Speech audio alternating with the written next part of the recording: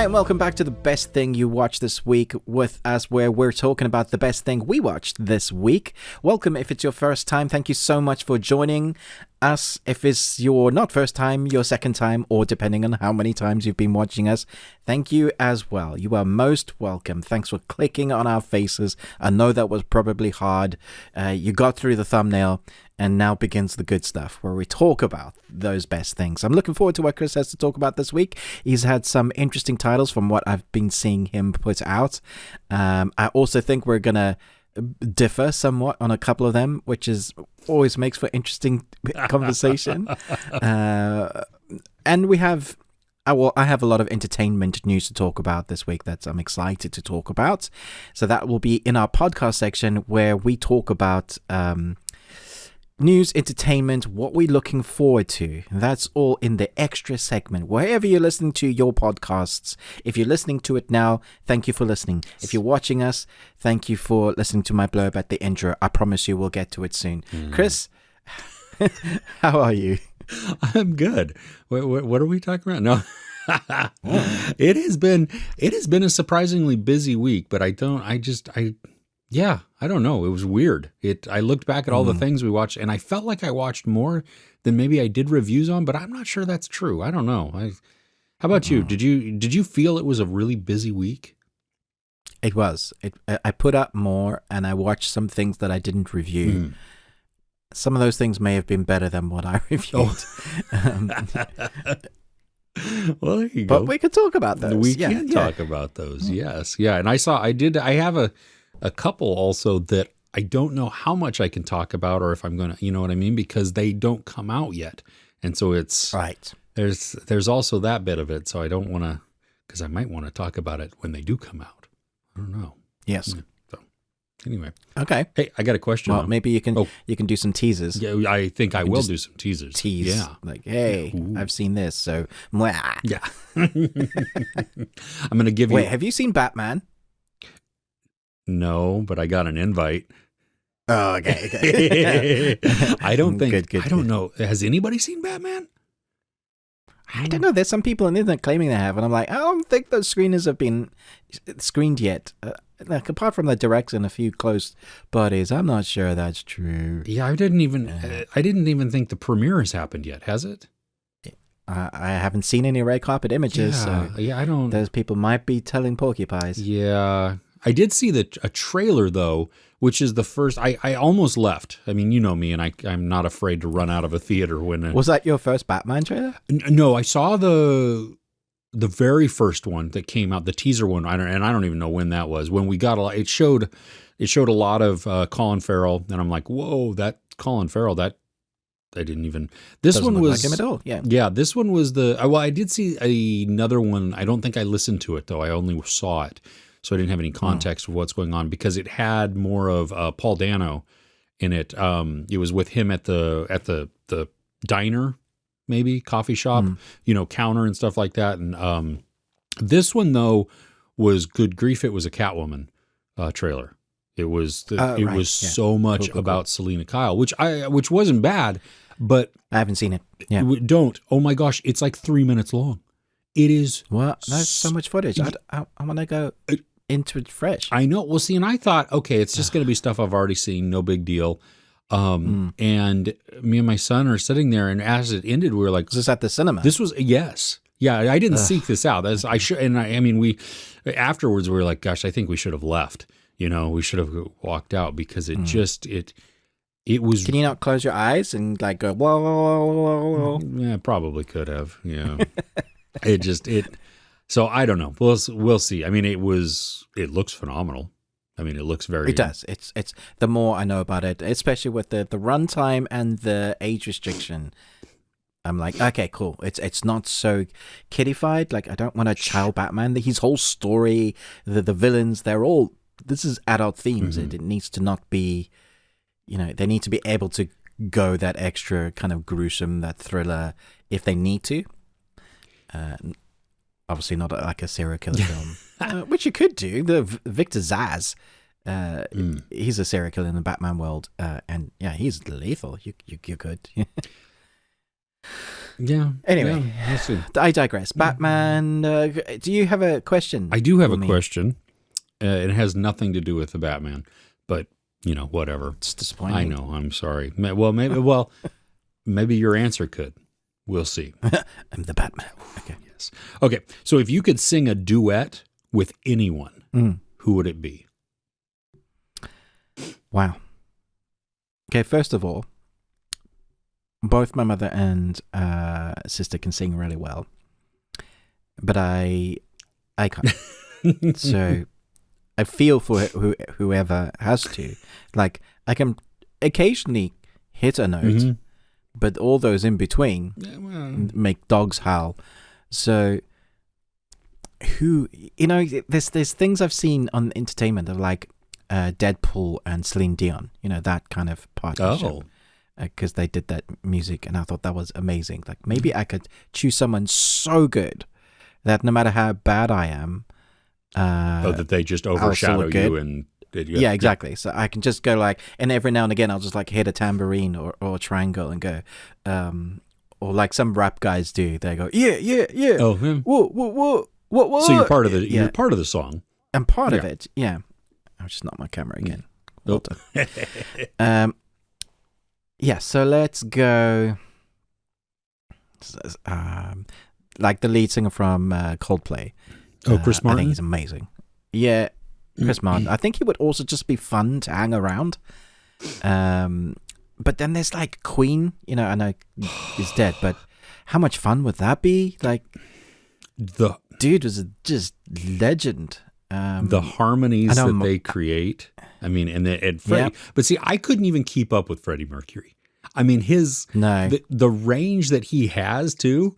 But the songs, I would be there, like with him. I would belt it out because, some of the best songs, if not the best song in the world. Like, most people know, like, the words for the song. They don't know what they're singing. Yeah.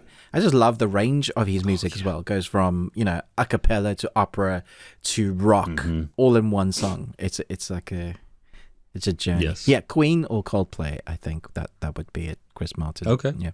Who would you choose? I would probably go. Well, Freddie Mercury was one of those that could be, because for all the same reasons that you listed, that would just be phenomenal. Yeah. I think though I would love Elton John or Billy Joel. Nice. I couldn't keep up with either of them, which is fine. I would just sit there and watch more than anything. Maybe I would sit there at another piano and pretend to play. Yeah, you could do that. And yeah. I mean, if Elton John can pretend to do a flying kick across the screen, then you can pretend to play a piano. Exactly. And I would just show up like, let us know in the comments who you'd like to. This is a great question for everybody to participate in. Who would you like to sing with, even if you can't sing? Yeah. Oh, who would you like to duet with? Yeah, I don't think singing is a requirement at all in this. It just who would you want to sing? Who would you like to sound out of tune with? Yes. But see, if they can harmonize, then that would be a good thing. That's one thing with Queen, just their harmonies there is crazy. So. Incredible. Yeah. Another great question, Chris. All right. So you and I recently discussed that we're going to start binging a certain series. Yes. In light of the 5th and final season coming out. Yes. And so recently I started watching The Kingdom. The Last Kingdom. The Last Kingdom. The Last Kingdom. The Last Kingdom. And I watched the pilot recently, and I thought, my goodness, I can't have seen it because this is a damn good pilot. Like, the amount of stuff that goes on and I was sad because there's a journey of a young kid that they just flick over to, and it's been 10 years later. Yeah. And I really liked the kid. And this is the first thing I'd like to talk about. And as the best thing I watched this week was the pilot episode to The Last Kingdom, and what the hell I've been waiting on, because I thought it was brilliant. I thought it was really good. Please go. No, go. I'll chime in afterwards. Okay, so I'm a huge fan of Viking stuff, so I don't know why I've never watched it. I think I've watched the first 4 seasons of Vikings on Amazon. I love the Antonio Banderas Viking one where he has to learn the language. I think it's like the 13th Warrior, I think it's called. Oh yeah, that's basically. And he learns the language just by sitting around a fire, and then it goes into like there's this battle, what it means to be a Viking. But all the lore and everything that surrounds it, I think a lot of the time people have this idea that being a Vikings means you just go and pillage and you're just a brutal warrior and so you're the bad guys. Yeah. But even what they do in the first episode of this pilot is show that actually there was so much more going on in it, and even the battling itself, there is an honor into them. So what you want in anything in life, you've got to go and take it. And that's, and back then, that was what people were doing. You invade a land and then it's yours. Yeah. You invade that castle and then it's yours. You invade that territory, it's yours. And so that's what they did. They invaded the land and it was there. Now, a lot of what they did along the way was nasty, but I think that easily could be said about the opposite God wills it, Christian. What they were doing was like, whoa there. Yeah. Slavery, forced marriages, never mind what they were doing with their chambermaids, all of that. But at least the Vikings had this honor system that I relate to, and my long hair and beard relate to. And, I swear there's some Viking in me, Chris. Like every time I watch anything Viking, I'm like, yeah, come on. I want to live that way. When men were men. You need to grow out your beard, though, so that you can put a little thing in it. You know what I mean? You can look like Ubba Don't tempt or whatever. me. I'll do it. Yeah. I'll do it. Do it. Go for it. Yes. So I so enjoyed the origin story of what I presume now is going to be hopefully the protagonist and our 2 main protagonists, who is kind of an anti-hero at the beginning because you kind of don't like him. He's not Viking. You're kind of rooting for the Vikings once you understand what's going on with them. Then stuff happens and you're like, oh my gosh, how are they going to survive now? Then more stuff happens and you're like, oh my gosh, what's going to happen now? Then, it's just so much happens in episode 1. You're like, what does this mean? So he's a fish out of water because he's 2 characters. He is Viking and he is English. Yes. And you put those 2 together and he needs to choose the world and the path that he's going to follow to establish, basically who he is as a person. Will he follow the gods of, Valhalla, or will he follow the English Christian, Jesus, or the way they are taught it? And I thought that was a very interesting way to go from the beginning. Go, Chris. I've talked too much already. Well, let me ask. How have you only watched just the pilot episode, or have you watched a few more episodes? I watched the second one as well, and just continue. I think I'm on. I saw your question face. You're like, yeah. Well, something's gonna happen. I think I'm on episode 6 now. I think something like that. Oh gosh. Okay, so you're into it. Oh yeah, dude. No. My question. Now I've had one of my viewers for well over a year, named Zeke, has been like, Chris, why aren't you watching The Last Kingdom? You need to watch The Last Kingdom. When are you going to watch The Last Kingdom? I'm like, I know. Right. It was just one of those that there's so much there that I missed. Now that I've started, it truly is, what the crap was I doing? Why haven't my wife was even last night as we were finishing up one of the episodes. She's like, why have we not been watching this? This is it's so good. Phenomenal. Yeah, no, the storytelling is so good. And I agree. At the beginning, when it skips over really the development of Uhtred and how he goes from boy to man, I think it would have been good to see more of that. But now I don't even care.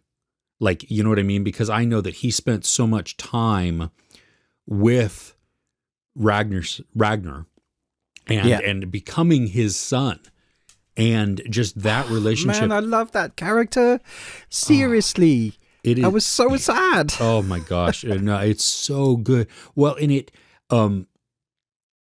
the transformation of the story as it progresses. I mean, you can see some of these things coming along, and you're like, well, I understand Uhtred's motivation, because I know what he's trying to do. And it even explains it. I mean, it's not like you have to figure every bit of this out, but you can see, well, he's here.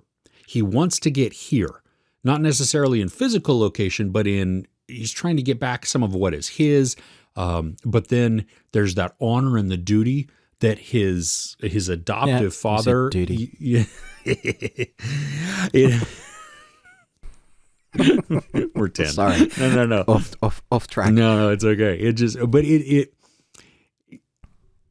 It has enthralled me.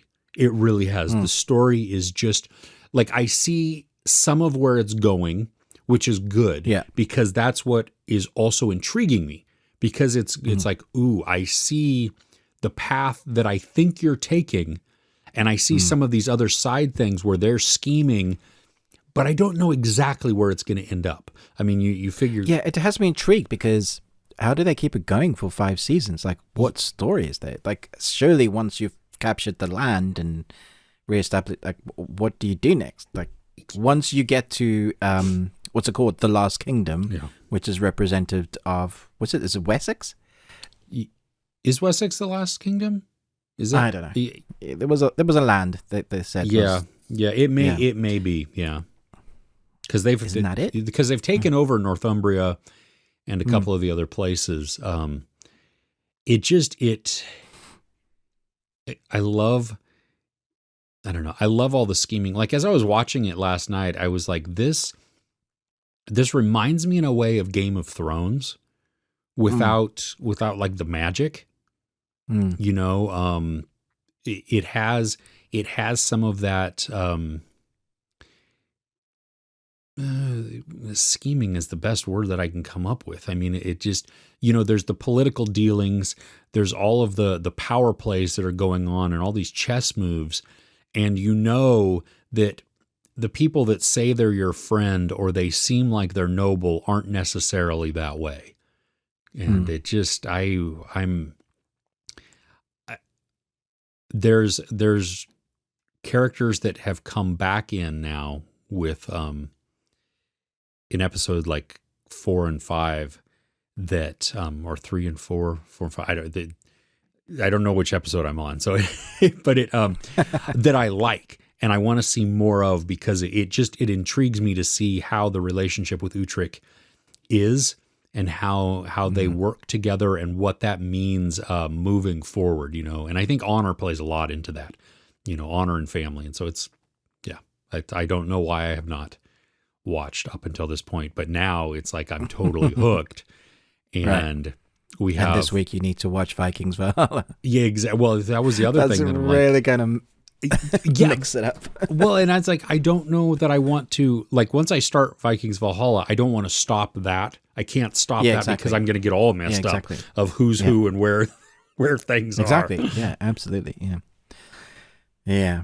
Okay, so what's the best thing you watched this week, apart from The Lost Kingdom? Let me go with Uncharted. I know you got to see it last week, but I had so much fun with this. I'm so glad you liked it, because have you seen the hate it's getting online? Yeah, and I understand that if you go in with a highbrow type of sensibility for this movie, that it's not... but I don't understand why you would. No, for me,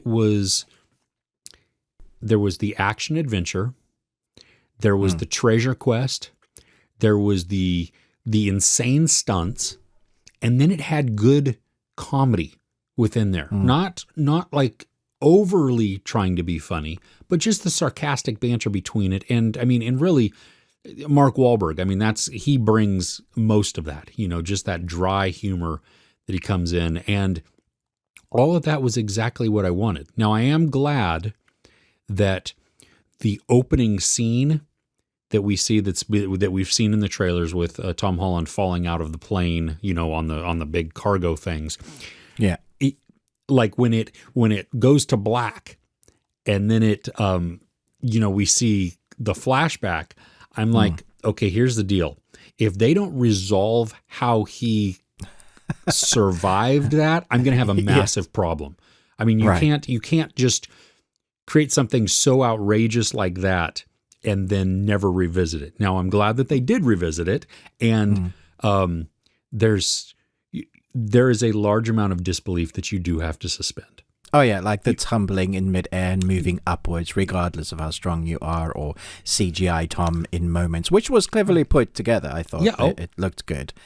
But when going into an Indiana Jones or National Treasure, that's what you think, right? You're like, these are larger-than-life characters. They are able to do this stuff because they're the heroes, right? Exactly. And you see, I mean, some of these, like, when they land in the ocean, and they're sitting on or they're laying on something, you would have died at that. Oh, for sure. It's the cut to the ocean bit. Yeah, like, yeah. That's me, splat. Yeah, but that's okay. I didn't mind that. I mean, and the we see parts of it in the trailer where it's the two ships, being flown by the helicopters. Loved that scene. Wasn't that? I mean, it was just, you have like true pirate moments where they all, they shoot the things and they swing on, and it's like great. And it's in the air. How do you take pirate moments and make it even more ridiculous? Yeah. You put it in there. Yeah. And it worked. That was the thing, that it was fun. Yeah. Yeah, my son and I came out of the movies, and because we bought tickets because there weren't any screeners around here, and it was like, you know what, that was just a lot of fun there. I mean, we had a great time. He saw the Naughty Dog sticker in the thing. Nice. I knew it was coming up, but I didn't see it. He was like, it was pretty brief, and I was like, okay, I don't even know what it looks like, so I didn't know what to look for. Yeah. But then when what's his name? Northman. Yeah, when North is on the beach there, my son starts chuckling and nodding, and I'm like, well, I see what you look like, so my guess is that you have something to do with the original game. And so afterwards, I was like, the voice, yeah. So that was, and we were talking about how I guess Nathan Fillion was part of the inspiration for the look of the character within the games. Is that correct? There was a fan-made short. Okay. With Nathan Fillion. I don't know if he was. Yeah, that was after the games though, so I don't know. Oh. And it was great, really, really great. It's on YouTube. Okay. If there was like an older version and he could get back into the shape as he was, because I think he's a bit bigger now. He would need to lose a little bit just to play the physicality, very physical role, then I would love him, because he has that banter, that perfect banter. Nathan, yeah. Well, that was what my point was to my son too. I'm like, I don't think he could do it now because of the amount of physical ability, just beating that Tom Holland knocks it out of the park for that. Oh my gosh. The rolling around, getting hit and then swinging around, and using the momentum of falling down to, do something else. So good. Very well choreographed, I thought. Oh yeah. No, it was great. And I was shocked at how, I can't remember her character's name, but Tati Gabriel, who was one of the antagonists, she's brutal. I mean, she is ruthless. And so there was a nice. moment. We needed something like that. Yeah. Well, there was that moment where I'm like, oh, I didn't see that coming at all. That was... Yeah. Okay. I was like, oh. Of all the things to happen, because I thought that moment was going to be the other way around. I did too. I really thought that. Off guard. Yeah. Yeah, it was really good. I like that. So just to talk about how different once again, the critics, which is why I think we're less critics and more film lovers. Yeah. To the audience, it's 39% on Rotten Tomatoes with 173 critics, and then with a 500 verified ratings for the audience, it's 88%. And so there is the understanding of people walked out of this really enjoying it, the majority of people, because it's an aggregate score. So and so those that took time to go and put their review on Rotten Tomatoes itself, compared to the critics that went in to dissect this film, and you're like, why this film? Can you not see what it is? Now, I kind of get it from you're a diehard fan from the games, and it's not what you had envisioned for that character to look like, to act like, to be like. Most people have an issue with Mark Wahlberg saying he's nothing like Sully at all. And I would disagree with that, but I think everybody that has an understanding of your imagination, what you play the games, you become, those characters become your friends. You want that version to be on screen. So I get it from almost like a diehard perspective from gamers. But saying that, I've played the games through multiple times, and I still really enjoyed the film. And then, there were things that I wanted from the games that weren't in it, but then we have that little Easter egg at the end. And you're like, yeah, this is what it was. It was an origin story for their relationship, not necessarily just Drake. And so Sully and Nathan are there at the end. You've got the mustache, the cigar. You've got Nathan wearing his outfit with the guns. And you're like, and the score from the game kicking in with the pirate ships was just so well done. I was like, yeah. Nice. Yeah, nice. See, this was... I had said it is just in my review, and you may have even said it too, but it was escapism at best. You know what I mean? It was like this was a great surprise of a movie that this is normally something that comes out like May or June. This is our summertime. It's one of those blockbuster summer blockbusters. But we just got it in February, and I'm totally great with that. I think that's it's a lot of fun that way, and maybe it doesn't have as much competition, so it doesn't get buried with some of the other ones. This is one that's what I go to the cinema for. This is what I go to the films for. If I want to watch a serious film, if I'm in the mood, generally it's not a huge cinema experience. They're more dramatic, and I can watch them at home, and I have to be in the mood for it. But I think most people go to the cinema for escapism. I think that would lean more heavily, unless I only want to see art on screen. Fine, sure. That's your cup of tea.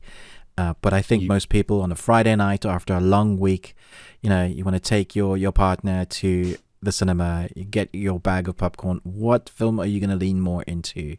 Probably the escapism one, because life has already been pretty hard that week. Busy week, you're tired. What are you going to look for?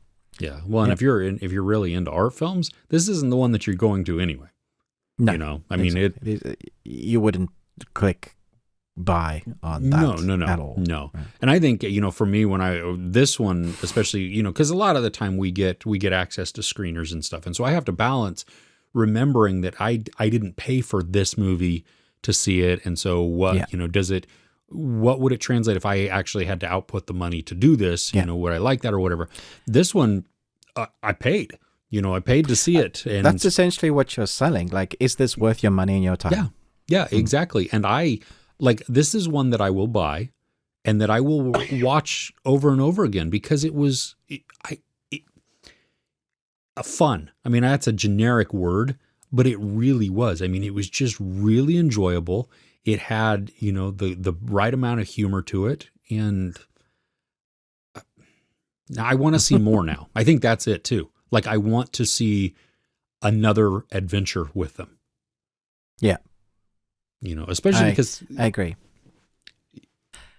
I hope that the naysayers, the grumblings, doesn't mean that we don't get it, because the director has been very vocal, and, he's got lots planned and stunts that he wants to do on screen from the games. One of them is the big car chase that he desperately wants to put in.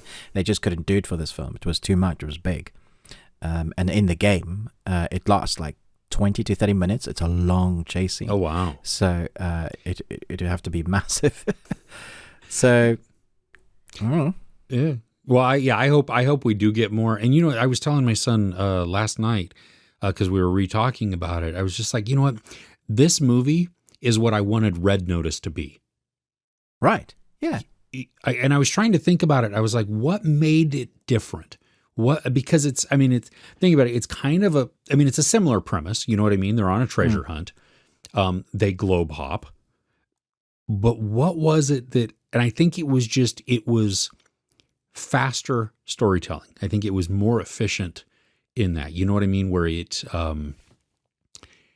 they got to the point faster, got us to the next area, but then the comedy was tighter. Like, they weren't trying to insert comedy to be comedy. It was just working in as they're moving along with the story. Sure. Yeah. So I'm hoping for number 2 for Uncharted. I think that'll be really great. Yeah. Really fun. And now for something completely different. That's on my best thing that I watched this week. There's a new Apple TV series that dropped this week. I haven't reviewed the whole lot because I haven't seen all of the episodes, but I believe the first 2 episodes dropped. Directed by Ben Stiller. It's called Severance. Mark leads a team of office workers whose memories have been surgically divided between their work and personal lives. When a mysterious colleague appears outside of work, it begins a journey to discover the truth about their jobs. I have to say that Ben Stiller needs to just direct. If this is what he's capable of, my goodness. It's so creative. And the mystery is rife. Like, it just makes you want to know what's going on, which is the reason why you keep watching, because what's going on screen is bonkers. Like, you have no idea. Everybody in this office is weird. Your office workers, if I didn't know any better, I would say they're like android or robot. They have like deadpan faces, or they're always like smiling weirdly. That's weird. Imagine the moment you step out of your office, you don't remember what you did that day. You only remembered all the time leading up into coming into the office. You literally have 2 separate lives. So it's you.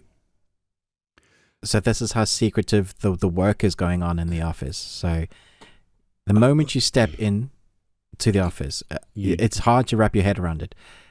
You forget everything else outside. You only have your memories of the office. So it's like no time passes. It's like you never leave, because the moment you step outside, you step back inside again. The only way to tell time is that you're looking at the clock, or you're feeling refreshed because you have slept on the outside.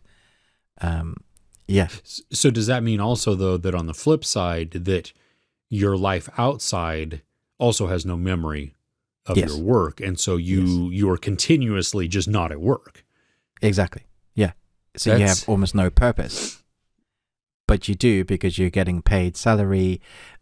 You must feel tired at the end of the day, because you as you step outside that office, you're like, it's night now. I came in the morning, and but you don't know what you did all day. That's an intriguing concept there. Just that premise, and then you have there's some nasty dark thing happening in the office without giving stuff away. So you have a really great cast. Like John Turturro, he's brilliant in this. Like, I didn't know he was in that. Yeah, he has a great, really, his humor is like, he's allowed to kind of play with his dry humor in this. You have Zach Cherry, who is also, again, dry. We have Adam Scott, who's the protagonist. Christopher Walken, who just pitches up for whatever reason. Patricia Arquette, she's the boss. Deichmann Lackman, I'm trying to remember. She was in a lot of Joss Whedon content, like The Dollhouse and things like that. People will recognize her from. It's a really, really great cast. And then Ben Stiller's directing is incredible. He does this centralizing look where everything's like middle. If you remember, in my review, I think I talked about it, like Mad Max Fury Road. The whole idea of the directing is that you get the eye line to be like that middle central. That's wherever. And if you watch the first 5 minutes of Severance, the establishing shots are wide, but your eyes are drawn to the middle. When you see the person, they're just middle. When you see the aesthetics of the building, it's all middle as like walking up to like this like table of where you're going into the receptionist. It's all middle. So it's a very specific type of directing, which I think is handled incredibly. I don't think it's art house. So some people are going to be put up. I just think it's mystery. Okay. That might be pretending that it's more art house because it's so different. The look, the color palette. But the thing that has me worried, stories like this with the mystery, if the ending reveal isn't as good as the story and the journey that you went through, you always feel let down. Sure. And we've had a lot recently that I think some of them have, kept that landing, but some just don't. So that's what has me worried. For the moment, I think it's excellent. If you watched, did you get a chance to watch these? I didn't get a chance to watch it. No, we actually, it was funny last night. My wife was like, didn't that series that we've been looking forward to start on Apple? And I was like, we were like 5 minutes into Last Kingdom, and I paused it, exited out, went to Apple TV, and was like, yep, there it is. Okay, first 2 episodes have dropped. Next one is like next week. It's like, geez, okay. Well, and they all seem to come out on Fridays, which is just... Yeah, doesn't help when there's so much coming out on Friday. Yeah, I was like, Apple, you need to spread things. Even your own stuff. I mean, because they have Suspicion, which I think Suspicion may not be on Fridays, but they have, Servant, I think, is Fridays. Now Severance is, which all S's, which is weird, on Fridays as well. But their best content is all S. Yeah. So I'm going to have to, it's one that I've really been wanting to see. So I'm glad to hear that at least from the start, that it's really good. I do like Ben Stiller's directing a lot of the time. Like The Secret Life of Walter Mitty is one of my favorites. It's just such a good film. And there's so many beautiful shots within there that he does. From a cinematic standpoint, you know what I mean? And I know that he has a cinematographer to help with that. But he, as a director, he would have has wanted that vision. That directed, yeah. It's like I want it to look like this. Exactly, yeah. So, that's good. I'm glad to hear that it starts out well. Yeah. So I'll be checking that out. Right on. Cool. What's next on your list? This one was okay. So it's Dog, with Channing Tatum. Now, I wasn't sure this was going to make your best things. But it has. Well, okay. I wasn't sure either. And it's funny because my so I'm going to call out my daughter-in-law here. She introduced me to spoonerisms, where you flip the first letters of first and last names.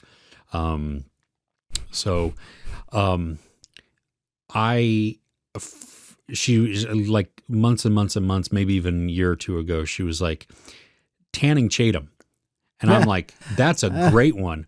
And I'm like, oh crap, now I can't, like... You can't say it right because it's stuck in your brain. Yeah. Well, no, I don't know which is right. I don't know if it's Channing Tatum or Channing Tatum. And so I went and... You have to Google it. I was doing my review, so I did my review of this, and as I'm editing, I heard myself say, Channing Tatum. Amazing. You actually said that? I did say that in my review, and so I had to pause it. I had to, type a little asterisk to correct, because people will know, I'm not a complete moron. That's not his name. Yeah, exactly. And so I take a picture of my computer screen and I send it we have a family chat, and I'm like, it finally happened and I blame you. And she's like laughing really hard. And so anyway, little side story there. So if I say Channing Tatum in here, you really know that I mean Channing Tatum, because I don't really know what his name is. But Channing Tatum. Yeah, exactly. Okay, I'm just going to spoil this part right up front for everybody. So if you haven't seen it and you don't want to know, well, you can skip ahead. But the dog does not die. Okay, pause there for 1 second. I switched a movie off last night that I got from Netflix as a screener for, I think it's called Into the Cold. It's about dogs sledding, surviving the cold. I have that one. 20 minutes in, I switched it off. Oh, no. I couldn't handle it, yeah. I'll have to go back and finish it, but seriously. I was just like, seriously, it really hurt. I was like... Yes. Yeah. Anyway, yeah. I'll push play on your... Okay, so it's a sweet movie. It's very predictable. There are problems with it. I mean, this is not your perfect movie. There are some dialogue, and I'm not sure if it's writing or if it's the direction that the actors are getting. Channing Tatum, seriously, no, that's just Channing whatever. Tatum. Yeah. So he is a co-director in this. Him and one other guy, and they're both first-time directors. Okay. And so now you think that's what it comes down to? I think a little bit of that. And it was weird, too, because some of the stilted dialogue at the beginning, it's coming from soldiers. So you expect a formality to certain things, but it was it was more than that. It was the way that it came across just didn't feel natural at all. It felt like if I were to be acting, you know what I mean? And I wasn't really sure of, I mean, I'm not an actor. So first off, it would not come across very convincingly. And then to have just like uncertainty maybe in what maybe it's your motivation or how you're supposed to deliver the line. I don't really know what it was. It felt weird. That is not the entire movie, but there's, you know what I mean? It's not a perfect movie by any means, and it's very predictable in its arc. You can see where they're going to go. You know that this is a road trip movie, that they are going to have the mishaps along the way. I like road trip movies. Oh, I do too. Absolutely. And it's so really the predictability of it was not an issue for me, because the chemistry between Tatum and the dog was really good. Who's Tatum? I mean, that's... You mean Tanning? Yeah, Tanning. Yeah, him. That guy. The big buff guy. Magic Mike. Right. It captured some really good emotion. I liked the story that it was telling, how it was addressing mental health issues. I think it could have gone deeper in it. I think that it could have spent more time in there, because it would have felt natural within this story. I mean, we get a portion of it that does feel really good, and that some good wisdom is spoken into this, and some reducing stigma of mental health and getting help for that. You know what I mean? Like, this is not something to be ashamed of. This is something to just approach and tackle and get healing through. And so there is that. There are some really funny moments too, which I think worked between Doug and Tanning. Yeah, but even outside of that, with him and some other characters too, just that you see on screen. I think portions of it are brought in. Like, there's little bits here and there with him and a family member that isn't really explored much. And so you don't know necessarily why the rift is there. You can kind of guess and you can assume, but it's not dived into enough to really give it meat. So it's kind of extraneous there. And so it would almost be like, you know what, we didn't need that portion of it. Even though you can show later on that it's him changing a little bit. And I'm being vague, I know, but there's also, you can see him changing though with the dog. So we don't need that other portion of that. You know what I mean? Yeah. So, but yeah, it's cute. The dog is amazing. The dog is adorable. I mean, it is, but it's one of those that it's like, you know, it's smiling and everything and it's really cute looking. And then all of a sudden you have no face, because oh my gosh. Yeah.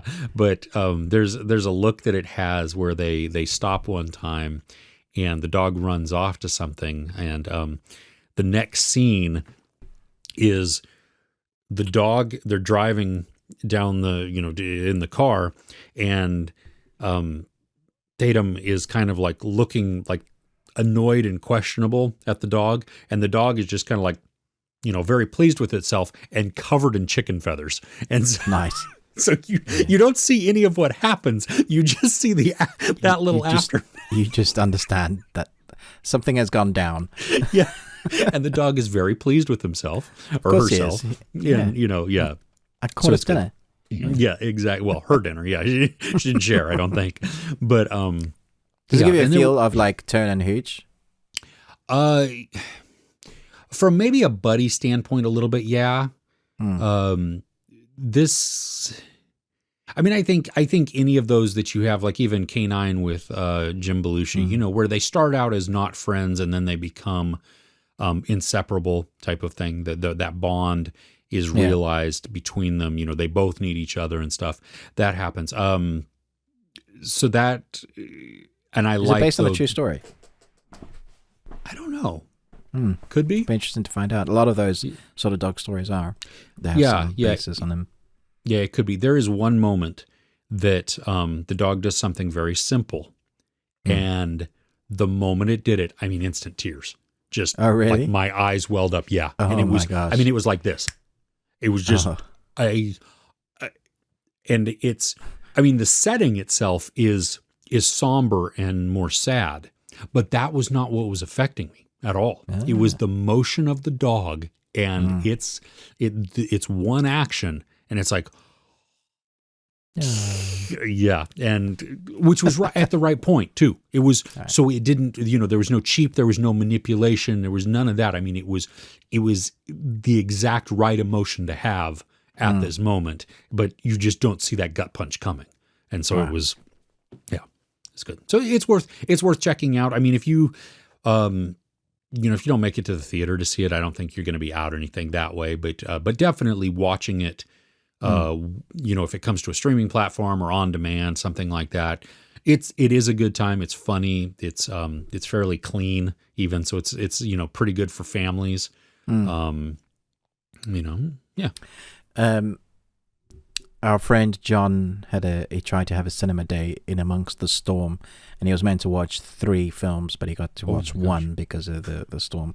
One of which was Dog, and he was talking to me because I was saying I probably wouldn't go to the cinema to watch this one. I'll just catch it on streaming. And he said that would be a mistake because the cinematographer is actually considered to be like a good one in Hollywood, and he said you can see just some of the wide shots that are just really stunning to look at. Did you find that? Yes, there was, especially because, I mean, the landscapes that they are going through also lend themselves to just beauty. I mean, so he's driving along the Pacific Coast Highway. And so at points he'll stop and you'll just see the ocean and some of the rocks and everything there. But what they did is a lot of the time they captured it right at sunset. Nice. And so you get some of these subtle lens flares that come in and just the warmth of the sun that's coming down. I mean, it created just some really great looks as they go through. There's some where he's just like in the desert kind of, and you see them walking, and it's desolate and yet still beautiful. Yeah, and those are good those. And if it adds to the film, which I imagine it does because it's their journey, then it works well. Yeah. So it becomes, the environments become background characters to some degree. I mean, it's not some of those where, like where a storm is happening and that becomes a character within there or something like that, or the landscape is so treacherous or perilous or whatever that it does that. But it really helps to translate the mood, So if it's serene, you feel serene. I mean, it's there to enhance that. Or it's an obstacle to overcome. So, yeah. How does this rank up with like your all-time favorite dog movies? Well, I don't have very many all-time favorite dog movies because most of the time they end very poorly. Yeah. What's the saddest dog movie you've ever watched? I think, well, and it could be because of how old I was, but Where the Red Fern Grows. Oh, okay.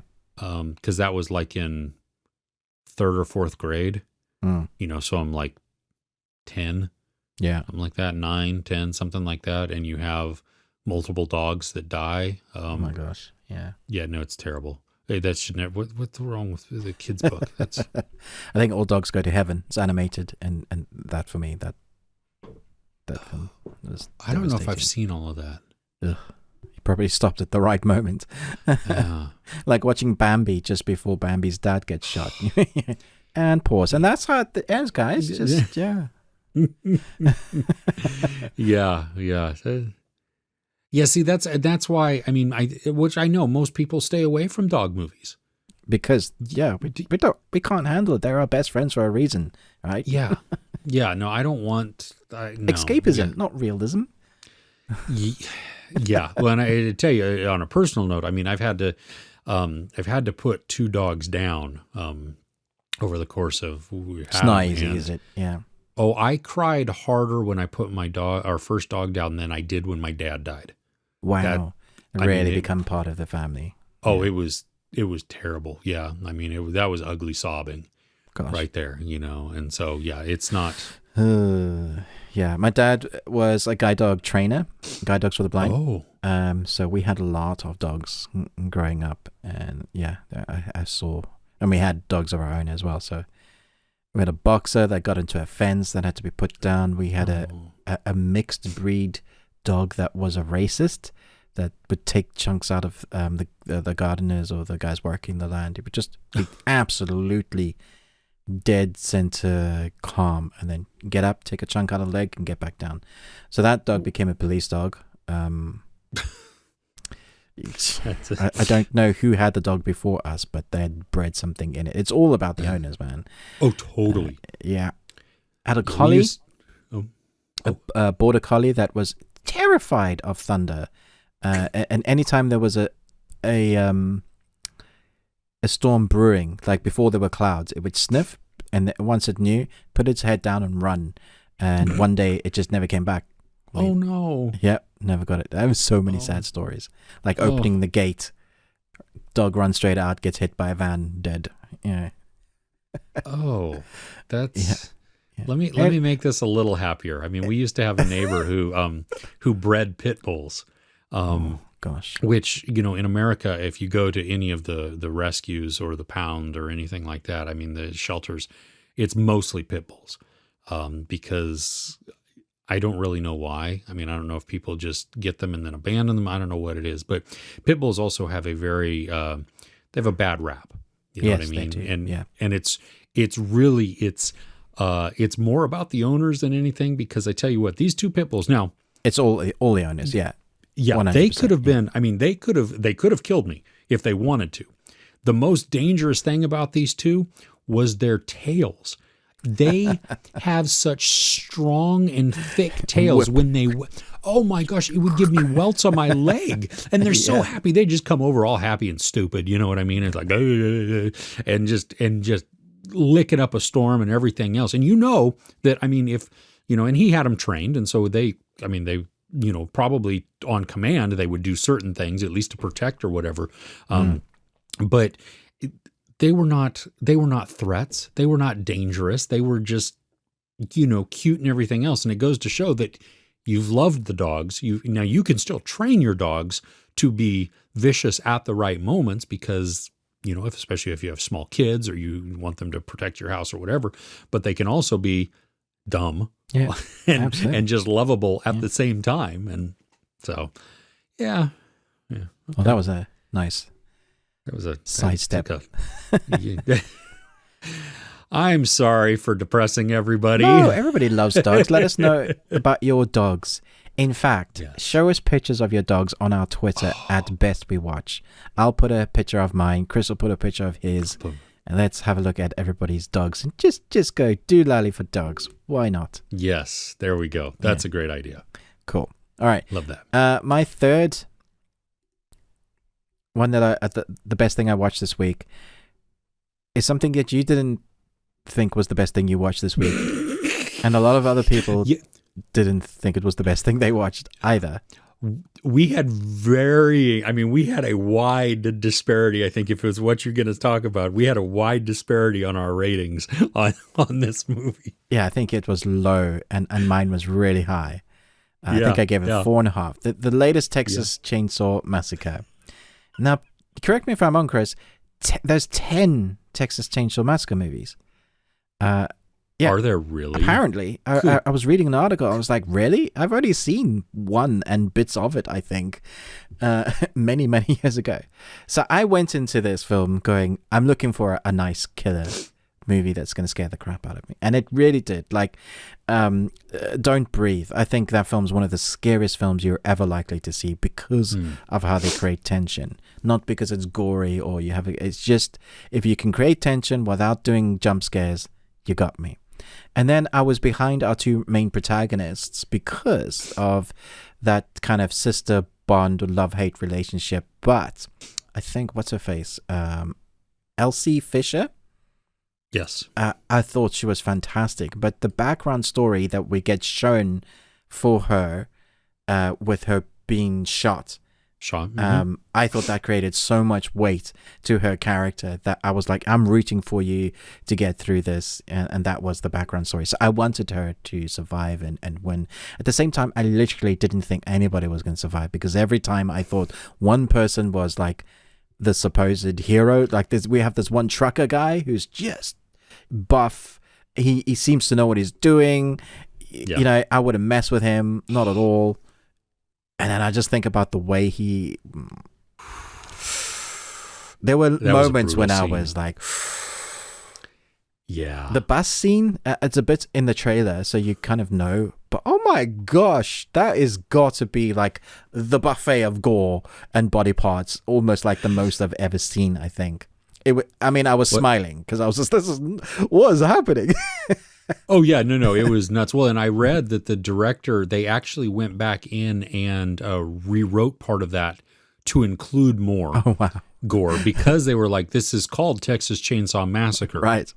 We need a massacre. Yeah. Yeah. All right, Chris, tell me why you didn't like it. Well, see, I think portion of it is because you're not a huge horror guy. No, I'm not. Right? Yeah. So we approached this from a different angle, I think. You know, this was literally more making terrifying noises, to Chris. you. I was like, no! Ah! Oh, really? Yeah. I was going, no, stop. Yeah. Okay. So, I mean, like, so it doesn't help that I did like Elsie Fisher somewhat in this.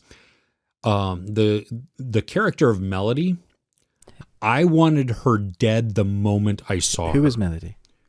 That was the sister. Oh, you didn't like Melody? Like she couldn't die fast enough Why for not? me. Which one with Melody? Everything. Because she's was, a millennial and she's buying the town up and she's... No, I didn't even care about that. Oh, okay. Fine. That she was annoying.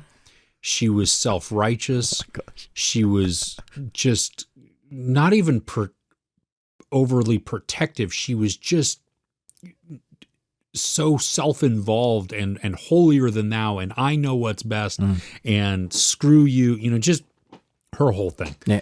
But I mean, I think you were meant to feel that way. That was her character. Well, true, but isn't it curious when you don't like the main characters?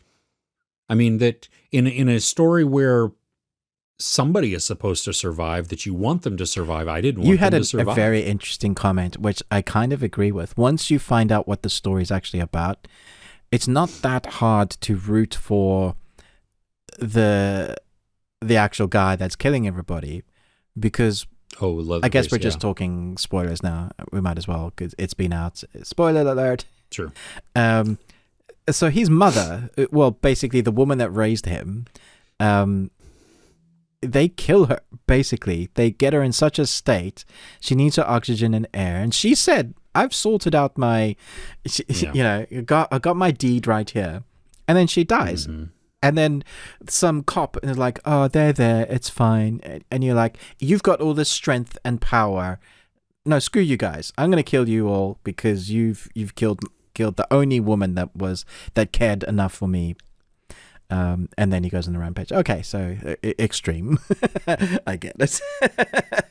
I can't quite justify it, but I do understand having sympathy for him. Yeah, I mean, it was like I found myself rooting for him more also because I just didn't like anybody. Like I wanted them all to die. Did you not like the trucker guy? I did. I liked him, which is funny because they're framing him to be unlikable. See, they did it first, and then I was like, when he was showing her the guns and stuff, and I was like, yeah, they could be the two that were going to survive. Yeah. And I knew at that point, you know that when she picks up the gun, and even though she freaks out about it, you know that down the road, of course, she's going to pick up the gun and she's going to try and use it to kill Leatherface. Except that didn't work. That was they tricked us. True. But yeah, there are some very, very dumb character decisions, which I appreciate for the gore that comes after that. But like the lady, the banker, who brought everybody on the bus. Yes. when the massacre is happening on the bus, she is past not Michael Myers. She is past Leatherface. Yes. All she has to do is run out the front door. Also, don't get why half of them didn't survive, because if it's all around, surely half of you just back off and go out the entrance. Yeah, exactly. Like, there's I mean, I liked that she tried to go out the window, which leads to her being cut kill. Literally in half. It was a great kill. I mean, so I'm glad that she was exactly. I'm glad that she was stupid, so that it led to that. But it's like, come on, really, And then I mean, you have I think I was like one of the girls in the corner just screaming. That's why I was enjoying it. Well, and I think the making fun of the millennials and the cell phones, like it was funny at one point, and then it got stupid really, really quickly. So like he comes on the bus and they all slowly take out their phones, and then they switch on their cameras. Okay. I cracked up. That was funny. That was funny. That was society there. But then it goes, dude, I'm going to cancel you on Twitter. Are you freaking kidding me? He's got a chainsaw and he's wearing somebody else's face. I mean, even if it's kind of dark, you see that he's not. But come on, Chris. You don't believe that would actually happen? Because I do. I 100% people will be like, I'm canceling you. Yeah, well, then goodbye. I'm so glad that you were on the bus, because that, I just, here's my thing though. 70 million people did vote. Never mind. Okay. Yeah, well, true, absolutely. No, I'm moving to the UK. But let's look at the premise for these people coming to gentrify this town. Yeah. I believe it's 4 hours that they have driven from where they're at. So even if this is out in the sticks, I mean, it's made to feel that way and everything else. But even if where Austin or wherever they came from is not that may be the biggest town away from that, but they've driven a while to get here. So they're going to buy up this town and they're going to gentrify it. They're going to make restaurants and they're going to make shops and everything like that. Who the frick is going to shop there or dine there, because there are no homes? It's going to be a holiday destination, like you're doing a road trip, or because they got their social media experience, and they're bringing that's. Oh, I understood that. Okay. Yeah. Okay. Yeah. You live in your little fantasy world there, and that's just. I'm living in the millennial fantasy world, Chris. Okay. So you know what? Okay. So the kills are, some of it are really great. Come on. Like I love the first kill. The first kill that happens when Leatherface snaps that dude's wrist. I've never seen that and then before. Stabs him with it. I've never seen that. My gosh. I knew something bad was going to happen to his arm while he's holding it. I was like, okay, you're about to. Yeah, you're going to die. Broken. Yeah. I did not expect, though, you to be stabbed to death with your own wrist bones. That was awesome. And it was like so effortless for him, which I think really establishes his strength. And you're like, oh, this is a monster. Like, yeah. From a gore standpoint, and that's what I think. If you're going to watch it, then, and you want like just a slasher type of movie, if you want just that bloody, gory horror, then this is the reason to watch. I mean, they do that well. Once we get to the killing, they do that well. And that's what, from a story standpoint though, I just could not care Okay, let me put all. it in perspective for you, Chris. Halloween Kills? Like, that was a terrible movie. But way worse than this. And what did you rate that one? Probably a 2. And what did you rate this one? A 2. They can't be unequal. This one surely has to be better than that nonsense. This had better kills. Yeah, okay, well, fair enough. You know what? If I were to get, well, no, I just have to lower Halloween Kills. That's all that is. Enough. I don't have to raise this one. I tried.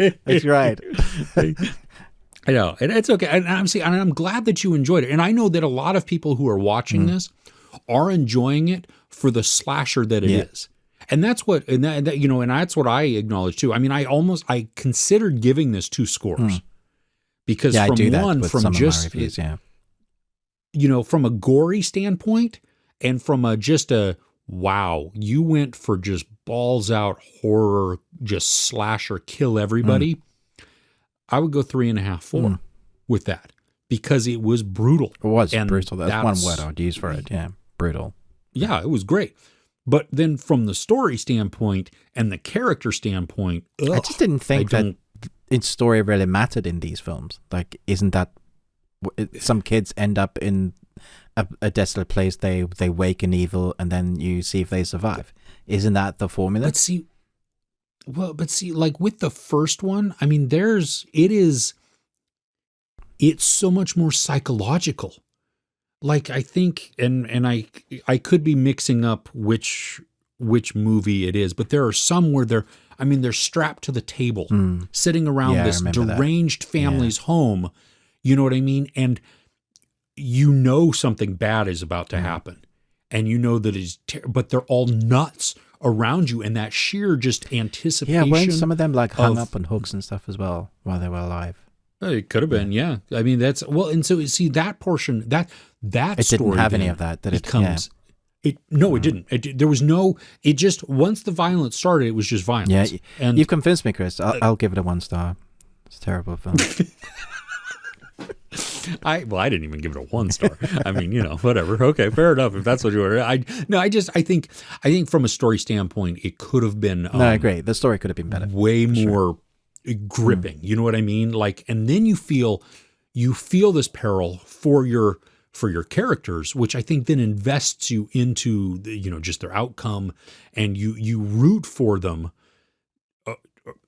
Even if you don't like them necessarily, even if they're stupid people, the situation then has gotten it to be like, I think that's what the story was for me. These two worlds clashing, the millennial modern world clashing with this old world that shouldn't really be around anymore.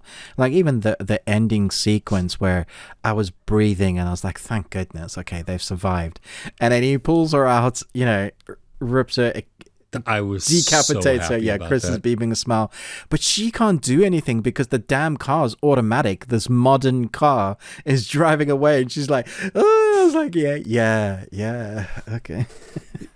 Okay, so let's talk about this for just a second. If you're, this is a common sense. This is a PSA.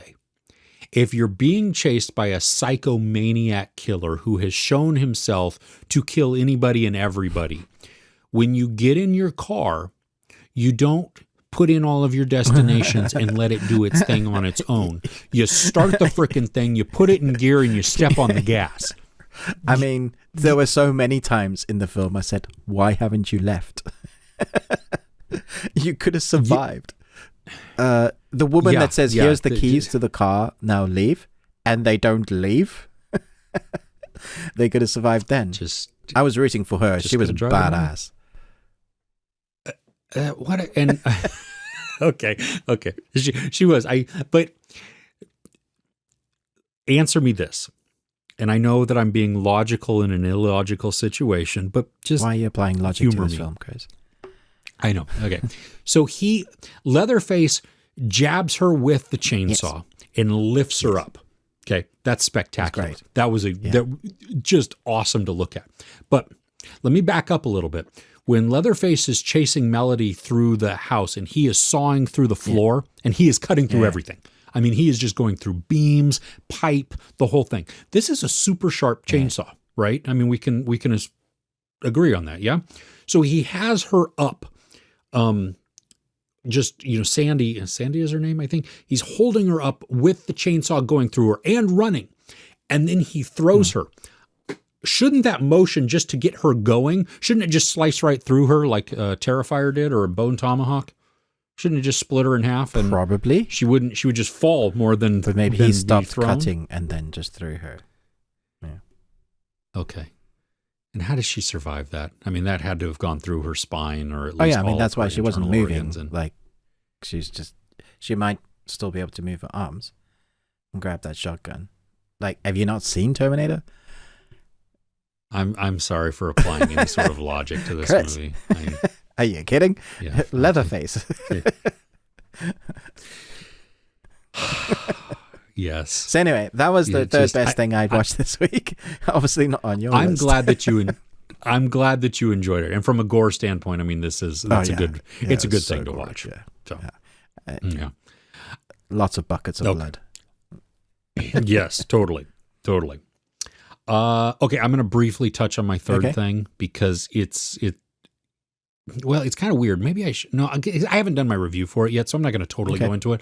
But Cyrano, which so this is only coming out now in California, like next week. Yeah, and I think it's been out here, but it's also as a release coming out now. I don't know what's going on with this film's release date. Seriously. Yeah, it's been in very limited release. And I know it came out before the end of the year so that it could be up for Oscar consideration. Now, I had not seen a trailer for this at all, so I went into this knowing that it was Haley Bennett and that it was Peter Dinklage, and that's about it. Right before I went to the screening, I found out it was a musical, and I loved it. Really? It was really. This doesn't look like my cup of tea at all. Like, it looks like I would just fall asleep. There are portions that feel like music videos, which are a little weird. I'll grant you that. I'm not sure I like the ending of the movie. Peter Dinklage, he's reason enough to watch it, isn't it? Yeah. Spectacular. His facial expressions that he does, the consternation, the disbelief, what's consternation mean? How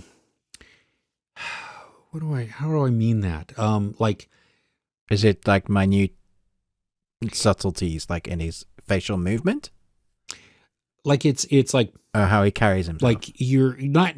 I mean, it's an emotion. It's kind of, I would use it as kind of a confused, disappointed, upset. That's interesting. Type of thing. You know what I mean? Like he does a lot of really good facial expressions. He can actually sing pretty well. Anxiety or dismay typically at something unexpected. Okay. There you go. Cool. Yeah. So he does a lot of that really well. Haley Bennett has a wonderful voice. Kelvin Harris Jr. Kelvin, is it Harris or Harrison Jr.? You like musicals? I do like musicals. Yeah, for the most what about part. for people that not don't generally they don't seek them out? This will be a little weird for you, I think. It's beautiful to look at. It's quirky a little bit. You have some really great acting. But it's just, I think it's a different telling of the story of Cyrano de Bergerac. We had Roxanne with Steve Martin. We've had other iterations of this story told before. It's emotional, but I think really the music within this is some of the best part of it. You have Ben Mendelsohn, which I didn't know he was in. He's a wonderful villain. Ben Mendelsohn, yeah. Yeah, no, he's great. The whole thing as a story. I mean, it's a love story, and it's a devastating. Yeah, it looks pretty depressing. To be fair, yeah. There's a lot of melancholy, I think, that goes through this, and while there's always this hope of you, but you feel conflicted in your hope because Cyrano feels one thing, Roxanne feels another thing, and then you have Christian who's in there who he's kind of caught in the middle, but he's also, I mean, he gets to pursue what he wants also, you know what I mean? And so you have this weird love triangle thing, which is not really a love triangle. It's more of a line and somebody else trying to insert themselves into it. The ending is not what I wanted for the ending. Doesn't make it a bad ending. It just doesn't make it one that I wanted for the story. You know, I've spent this time, and this is really why, like, I know everybody loves La La Land. I don't like I'm not La a La huge Land fan at of La all. La Land. I don't. I hate the ending of that movie, which turns me off from a lot of the rest of the movie because of how it ends. This has the potential to do that same thing. That it's not the ending you want, even though it's a fitting ending. Okay. So, but it is the music.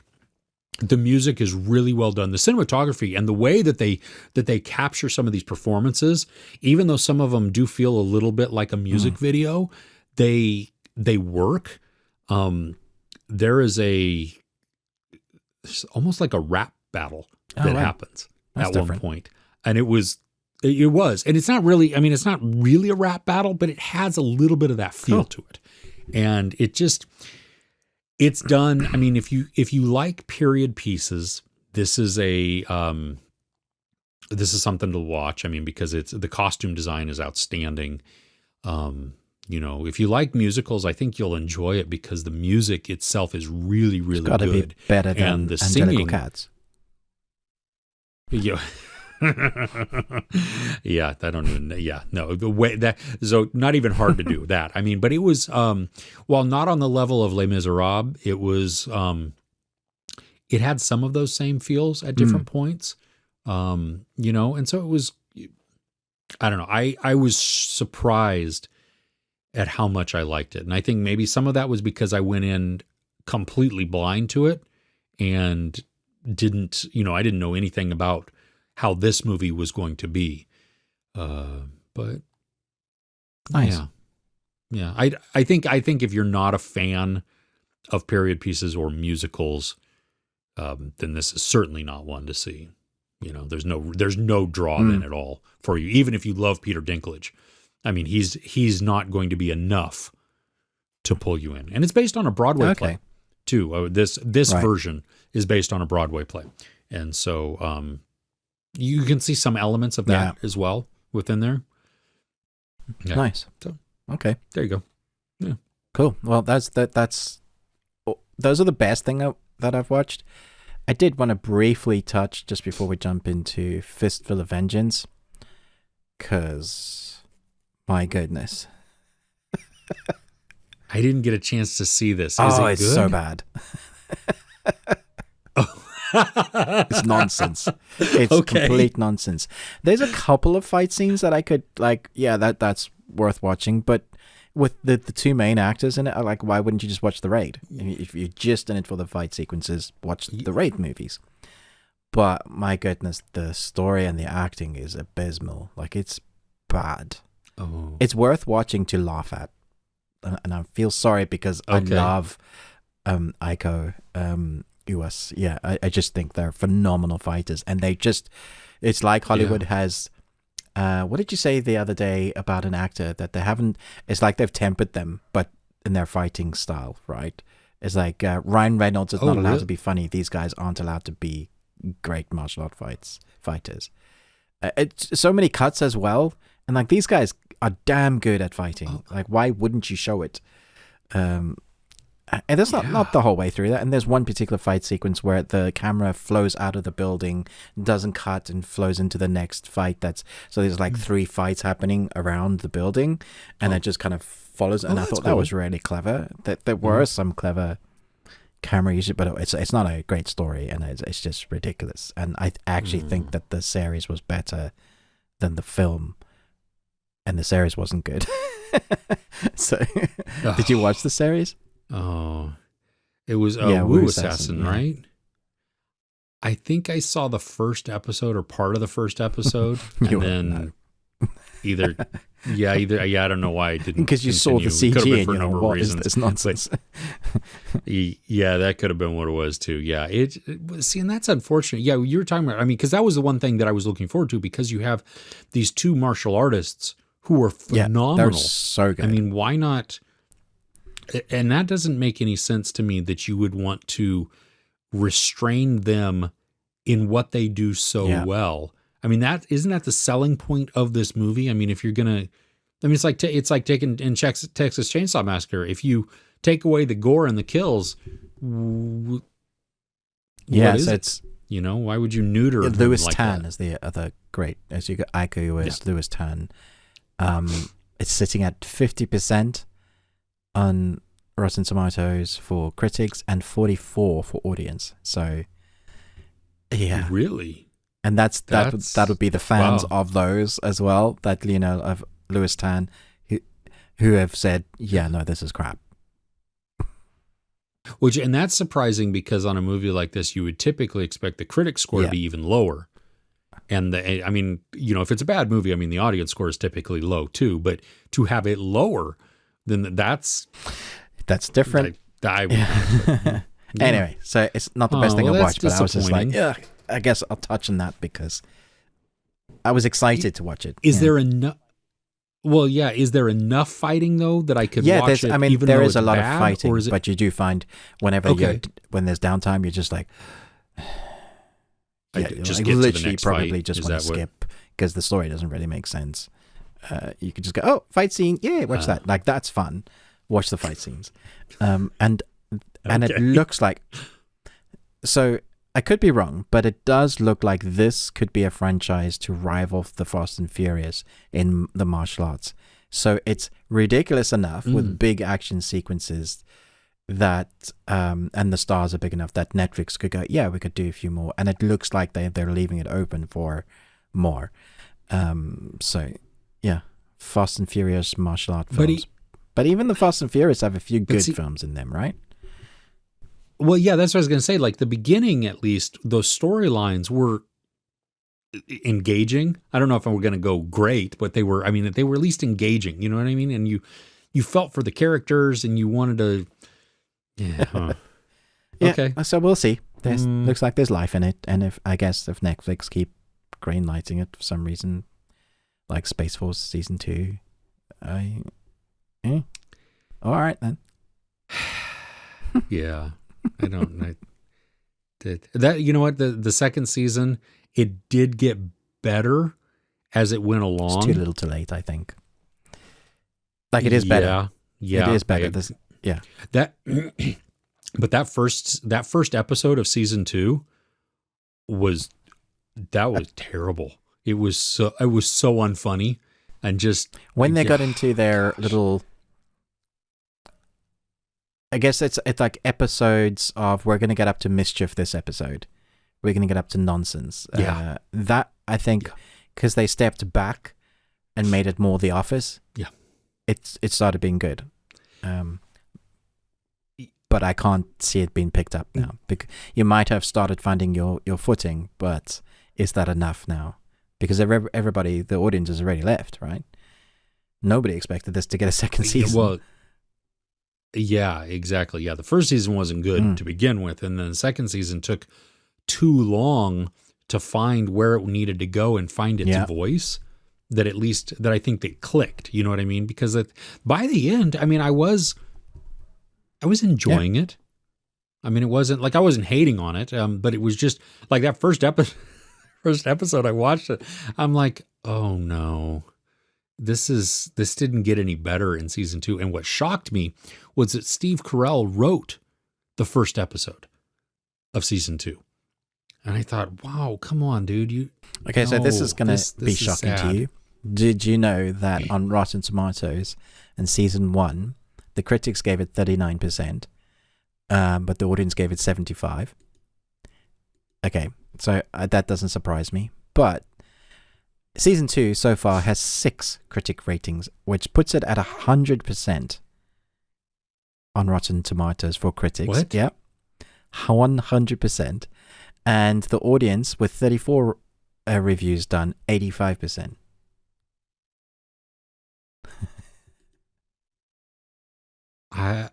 Okay. I'm glad people are enjoying it. Can I just? That's all you can say, really. Yeah. Yeah. No, that's great. Yep. Okay. Don't know why this yellow light has decided to now shine at my face. Oh. Well, I think on that note, we're done with the best thing we watched this week. Ruben has been called down upon by the angels, or at least the ceiling, and said, "Please move on." Yeah. Yeah, Is that what that is? That's the light, already. right? The warning light, the minute light. Oh goodness. Well, hey, you know what? We appreciate you watching. If you want the full, just all of the audio that we're going to continue on, head over to the podcast. You can listen to that wherever you happen to listen to your podcasts on. But thank you so much for spending your time with us every week. Please share, like, and subscribe if you have not. And don't forget to share with us the best things that you watched this week in the comments, and tweet at us, best we watched. Send us in your dog photos. That would be wonderful. We would love to see any of your dogs. Really, I mean, cats too. If you have furry friends, we're perhaps all if you're about a that. furry And friend, if you have, yeah. Oh, well, okay. That, on that note.